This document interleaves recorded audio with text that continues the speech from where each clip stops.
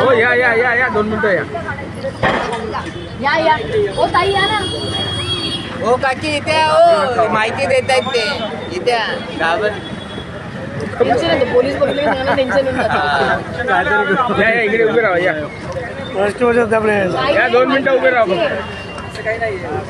काळजी करू नका, माहिती द्यायची जी खूप महत्वाची. सगळ्यांनी पहिले मोबाईल काढा. मी तुमचे फक्त 5 ते 10 मिनिटं घेणार, जास्त घेणार नाही. ठीक आहे, सगळ्यांनी मोबाईल बाहेर काढा. मोबाईल बाहेर काढला. सगळ्यांनी एक नंबर सेव्ह करायचा आहे तुमच्या मोबाईलमध्ये. सगळ्यांना 100 नंबर माहिती आहे ना?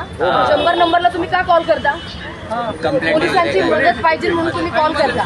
कुठे भांडणं झाली, कुठे अजून काही कौटुंबिक वाद झाला, कोणी कोणाला छळलं, धमकी दिली, हाणामारी झाली, काय करता तुम्ही? 100 नंबरला लगेच फोन करता आणि माहिती देता. बरोबर आहे.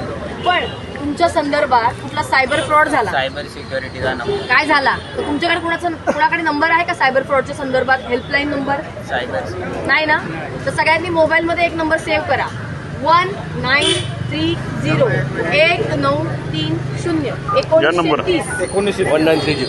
1930 1930 हा नंबर सगळ्यांनी आपल्या मोबाईलमध्ये सेव्ह करा. तिथून तुम्ही घरी गेलात, तुमचे नातेवाईक असतील, मित्रमैत्रिणी असतील, आजूबाजूचे शेजारी कोणाच्याकडे असतील, सगळ्यांना सांगा की सगळ्यांनी एक नंबर मोबाईलमध्ये सेव्ह करायचा. 1930 1930 1930 हा जो मोबाईल नंबर आहे हा हेल्पलाईन नंबर आहे. तुमच्याकडे तुम्हाला कुठलाही अननोन फ्रॉड व्यक्तीचा, सगळ्यांना सगळं माहिती आहे. यूट्यूब सगळे बघतात, इंस्टाग्राम बघतात, रील्स बघतात, सगळ्यांना सगळी माहिती आहे की आपल्यासोबत स्कॅम कसा होतो, फ्रॉड कसा होतो, पैसे कसे ट्रान्सफर होतात, माहिती आहे का? हे सगळ्यांना सगळं माहिती आहे. तुम्ही रील्स बघता, तुम्हाला सगळं माहिती. मी सांगण्याची पण गरज नाही. तरी पण माझं काम आहे की तुम्हाला हे अवेअर करणं, जनजागृती करणं. तुम्ही काय करता? फक्त रील बघता, ती स्वाईप करता, वर करता, अरे हे नाही असं होतं, ते शेजाऱ्याबरोबर झालं होतं, ह्याच्यासोबत असं झालं होतं, त्याच्यासोबत झालं, माझ्यासोबत काही होणार नाही. पण तुमची ही वेळ येणार, तुमच्यासोबत सुद्धा स्कॅम घडणार आणि शनिवार रविवार तर हे खूप मोठ्या प्रमाणावर चालतं. तर हे होऊन न द्यायला, हे थांबवण्यासाठी आपण काय करू शकतो? तर आपली कोणतीही माहिती, OTP, Aadhaar card, bank details, PAN card, कुठलीही माहिती काहीही मागितलं तरी कोणाला शेअर करायचं नाही. कोणीही तुम्हाला म्हटलं की मी तुला चुकून पैसे पाठवलेत, मला ते पैसे परत पाठव, तर त्याला पैसे परत पाठवायला जायचं पण नाही. आणि चुकून आपल्या मोबाईलमध्ये आपला पिन टाकायचा नाही, पासवर्ड टाकायचा नाही. कारण तो पिन किंवा पासवर्ड टाकला, तुमची सगळी मोबाईलची माहिती, तुमचे अकाउंट डिटेल्स समोरच्या व्यक्तीकडे जाणार. तुमचे फोटोज असतील, व्हिडिओज असतील, ते मॉर्फ करणार. मॉर्फ म्हणजे काय करतात? ते चेहरा तुमचा ठेवणार, तुमच्या घरातले किंवा नातेवाईक यांचे ठेवणार आणि खालची संपूर्ण शरीर जे आहे, बॉडी आहे, ती पूर्ण नग्न करणार, म्हणजे न्यूड करणार. आणि मग तुम्हाला ब्लॅकमेलिंग सुरू करणार की असे तुमचे जे फोटो आहेत मी तुमच्या रिलेटिव्हला, तुमच्या कॉन्टॅक्ट्सला, तुमच्या ऑफिसमधल्यांना, इकडच्यांना तिकडच्यांना पाठवणार, तू पैसे दे. मग तुम्ही काय करणार? भावनेच्या बहरात पैसे देणार, तुमची माहिती देणार. तर हे करायचं नाही, याला घाबरायचं नाही. आणि हे घाबरून कोणतीही चुकीची गोष्ट करायची नाही. चुकीची म्हणजे काय? लोक आत्महत्या करतात. तर या गोष्टी करू नका. आयुष्य खूप महत्त्वाचं, मूल्यवान आहे. आपली फॅमिली असते, आपण त्यांच्यासाठी, कुटुंबासाठी जगत असतो.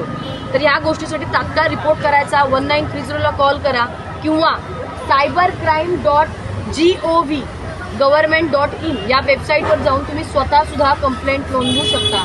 किंवा तुम्ही चक्षू नावाचं पोर्टल आहे, तुम्ही घरी गेल्यानंतर, इथून गेल्यानंतर चक्षू नावाचं पोर्टल आहे, ते तुम्ही यूट्यूबला स्वतःहून बघा की ते कसं काम करतं. तुम्ही कोणता आलेला कॉल असेल, SMS असेल, व्हॉट्सॲपचा कॉल असेल, त्याच्या संदर्भात कसा तुम्हाला रिपोर्ट करायचा असेल, किंवा इंटरनॅशनल कॉलसुद्धा असतात, त्याच्या संदर्भात सुद्धा तुम्ही रिपोर्ट करू शकता. त्याच्यासाठी 1963 हा नंबर आहे आणि एक टोल फ्री नंबर आहे, त्याच्यावरती सुद्धा तुम्ही जाऊन कॉल करू शकता आणि सांगू शकता. म्हणजे असं नाही की फक्त भारतीय नंबरच तुम्हाला स्पॅम करतो, इंटरनॅशनल कॉल सुद्धा असतात की ते तुम्हाला स्पॅम करतात.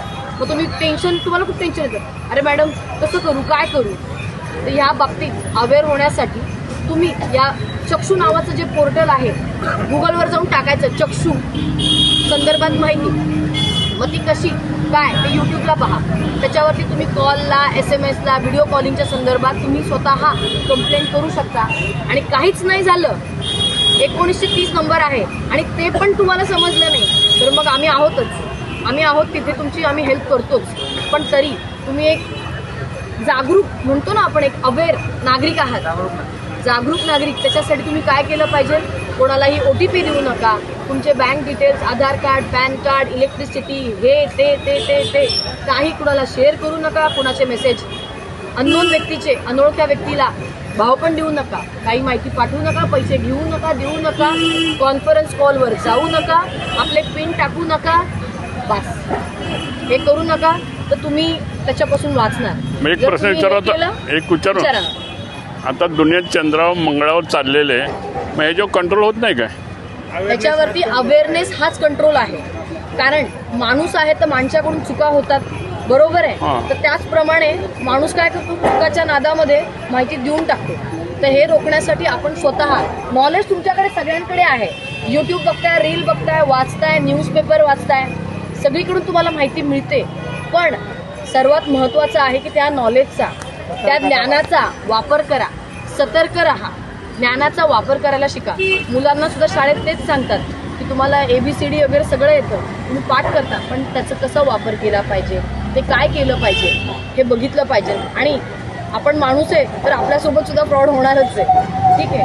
हेच सांगायचं होतं. आणि तो नंबर सेव्ह करा, 1930-1930 आणि cybercrime.gov.in ही वेबसाईट लक्षात ठेवा. आणि बाकीच्यांना पण ही माहिती द्या. थँक्यू.